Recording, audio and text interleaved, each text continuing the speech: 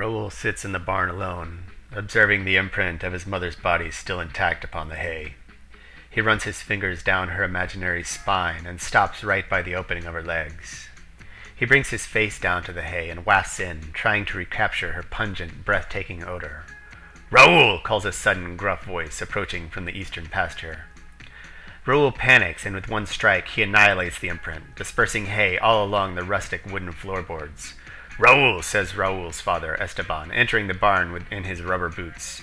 He tongues a sprig of wheat flirtatiously. "Where have you been all afternoon?" "I've been milking," says Raoul. "You've been milking?" The two men stare at each other for a moment. "Yes," stammers Raoul. "What's wrong with you? Cat got your tongue?" Raoul swallows sharply. He tries not to look at his father's gigantic muscles and the sweat slowly dribbling off his skin.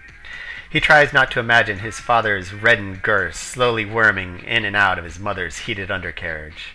His eyes shift rapidly, trying to focus on other things around the barn. The rake, the hoe, the shovel, all so phallic and erect. He is shaking with sexual repression, about to burst. "I have to milk a goat," he shouts. Raoul clambers towards the door behind his father. Esteban, in turn, reaches out and grabs a hold of Raoul's overall strap. "Come now, boy, I came to talk to you," he says. Raoul abides by his father's strength. Esteban releases Raoul from his grip, but not from his eagle-like gaze. "You ever taste your mother's schnitzel?" he whispers. Raoul winces at the thought of his mother's cooking. Then carefully he responds, "She made it for your birthday." "That's right, she made it for my birthday," says Esteban. He nudges his chin forth. "Your birthday's coming up." "Not for another 2 weeks." "Ask for the schnitzel." "What?" "Ask for the schnitzel, Raoul. For me. Do it." Raoul sees the desperation in his father's eyes and feels slightly sympathetic towards him. "Okay, father," he decides. "I'll do it for you." Esteban overfills with joy and hugs Raoul. Their cheeks glide together, feeling coarse against the grain of each other's follicles.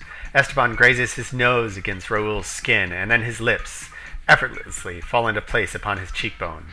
He kisses him gently. "I love you, son," he whispers into Raoul's ear. Raoul is in the midst of an epiphany that in 2 weeks he will be turning 18. For a moment he is not brimming with semen. Instead, he begins to ponder his life choices. In a trance, Raoul pats his father on the back. "I love you too, Dad."